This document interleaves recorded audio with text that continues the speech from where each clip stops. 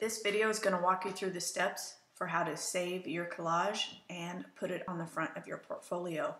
As you can see here, I have a Google Drawing pulled up, so if you did it in Drawing or Google Presentation, it would be the same steps. If you did it in something like Be Funky or another online one, you would just want to save it to your computer as a JPEG image format. So you want to go to File, and then go down to Download As, and you'll see one of your options is JPEG. So when I do that, it will download it, and you'll see it, there it is in my download section. Okay, so I know it's on my computer, and now I need to go to my portfolio. If you open a new tab,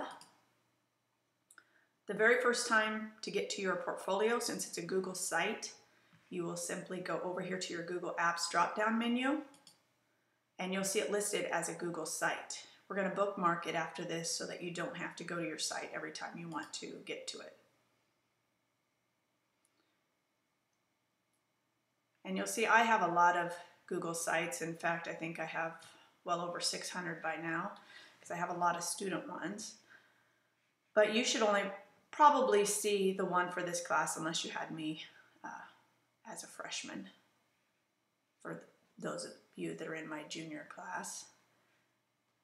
So I'm just going to open up the first one I see here, which is Grace Adams, I believe.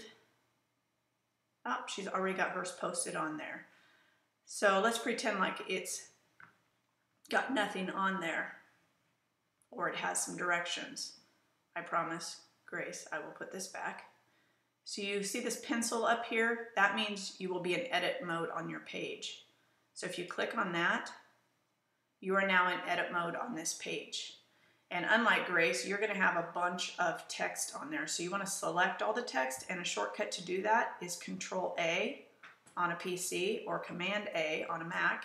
And you can see everything is selected, and then you simply hit Delete.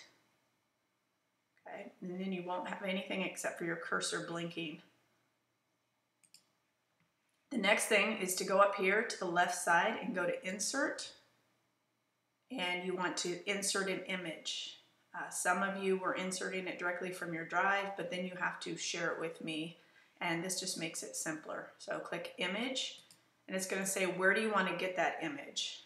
You say, I'm going to upload image, because it's only given me these choices. So I'm going to upload an image, and I'm going to go to my download section. You can see I'm on a Mac here, or some of you might be on a PC. And in my download section, there it is, the About Me collage. And I say open. It's taking a while to load, but there it is. So make sure it's got the yellow box around it and say okay.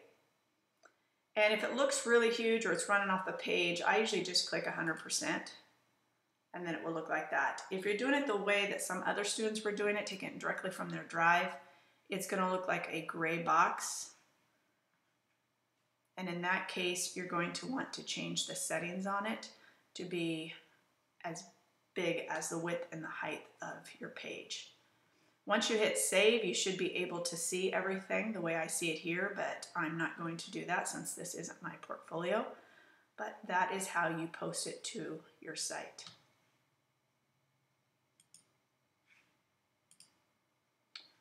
To save your site as a bookmark, so if this was my portfolio, I would click on just the bookmark star here, and it says, do you want to save it? Do you want to call it that? You might want to just call it My English 9 Portfolio, but it says your name, and you can say done.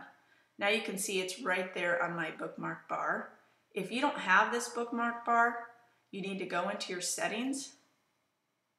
You can see I went over here to the little 3 dots, and I go down to settings,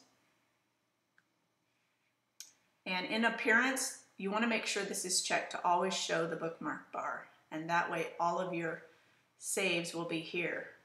If you have a lot of them, you might want to get more organized. You can make folders, add a folder, and then you can put things within the folder. As you can see here, I have a folder for my favorites, and I have subfolders and subfolders within that. And you can rename things so that you remember it rather than having that long URL that doesn't mean much to you. So that's a quick tutorial on how to save your collage and how to put it on your portfolio, but more importantly, how to find your portfolio and save it for future use.